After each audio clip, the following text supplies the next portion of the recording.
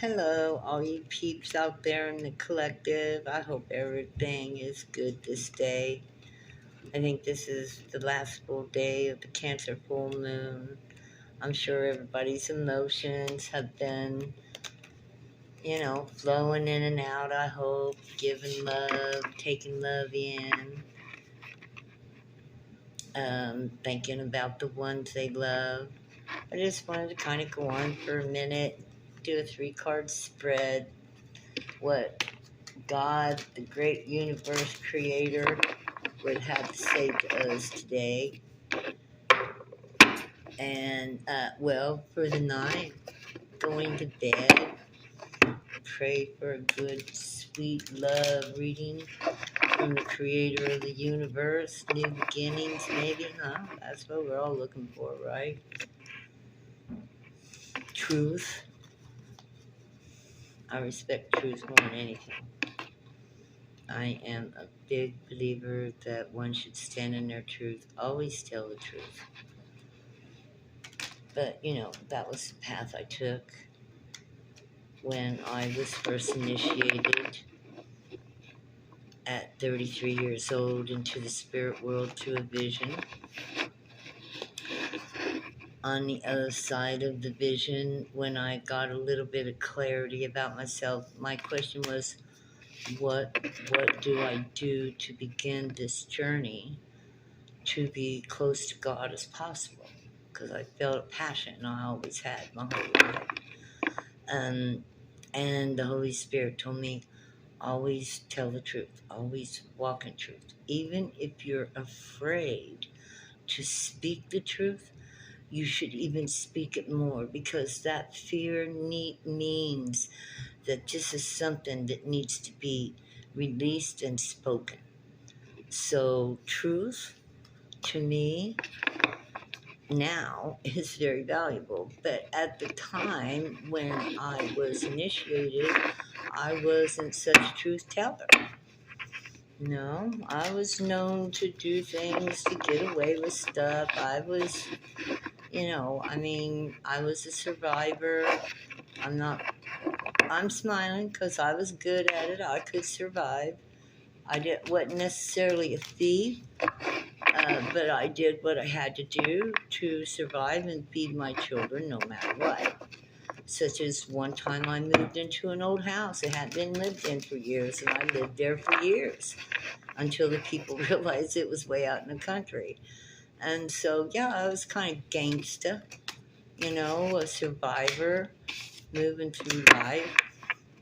But anyway, the thing is when I got initiated into the spiritual realm as a initiate, adept, my first thing to conquer in my own self was to bring truth out, to live in truth, walk in truth. And, we know what truth is and what truth isn't. We know when we're telling the truth and when we're not.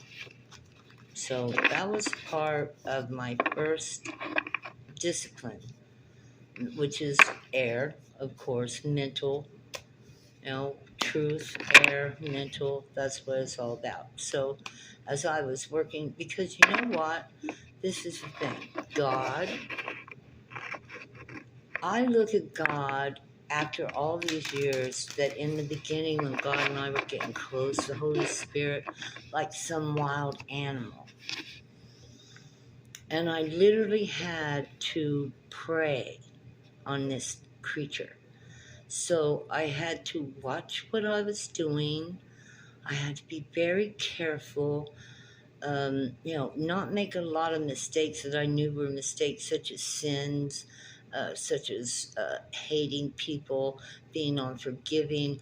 I was really adamant about watching what I did, that it would line up with the compassion and love of God. And truth, love, compassion, justice, and judgment of God. And it was very important for me to do this. But I didn't realize till later I was kind of like a hunter. searching for this rare creature, and you had to be very careful about how you were creeping up on it, such as I didn't want to kill it, I wanted to be friends with it. So therefore this is going to be a hunting job that's going to take me time, right? It's going to take me time to earn the trust, and trust is earned through truth, and truth, faith, and hope.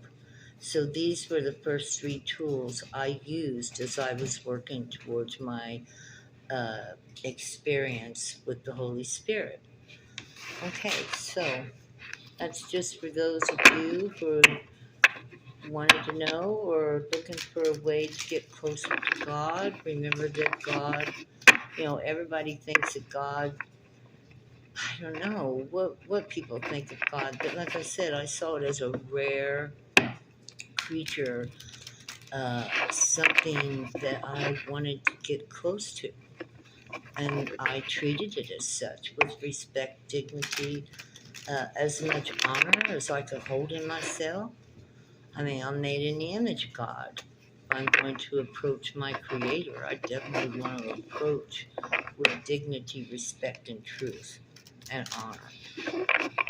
Because, God's going to know the difference between truth and lies and how you feel. He knows what's in your heart because He examines the heart. The universe knows. You're created by the universe. Of course it knows. It's not fooled. It's a unicorn. Okay, let's see what we got. The moon, the unknown. This is card 18, 9, the moon. Good time for it too, nighttime. Let's see what the moon has to say. We get the moon a lot here. We know we got that full moon going, so it's not unusual for the moon to come up. Yeah, we got full moon in Cancer. Hello, Cancers. Love you. Love you. The moon.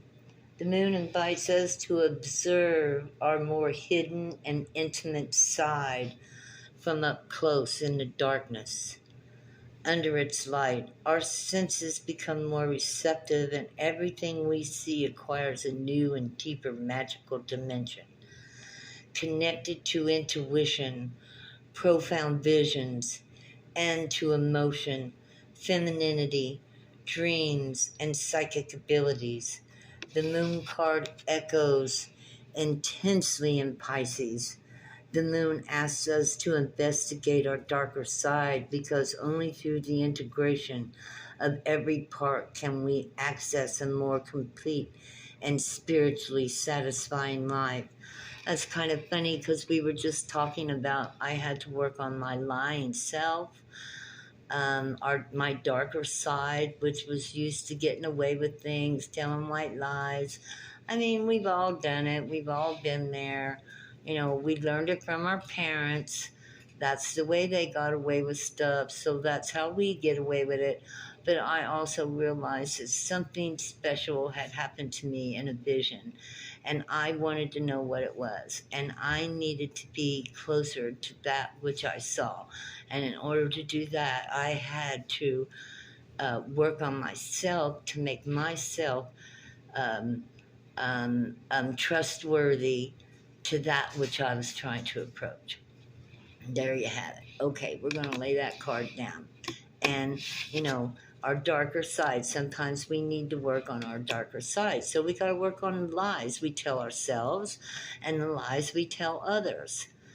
Right? Right. So here we go. Let's continue one more little bit. Okay, this is the moon. This is all good stuff. This spring now, I'm confessing, right? Okay. Pisces. The last sign of the zodiac is a guiding sign. Like Aries, the first sign, but Pisces is guided to the inner world, to our depths, to the deep places within us. And that's where we're going to find God, right? Our image is in those depths. We got to dive deep and do truth. At the end of the zodiac, the daily and the spiritual are united, and therefore, right, that's what I'm talking about. Uniting with God, that great creative force, walking in truth, justice, and judgment, and becoming a force upon this planet for good, not for yourself, but for others. First you, and then if you're really working for the Holy Spirit, you will be chosen to work for others. Okay.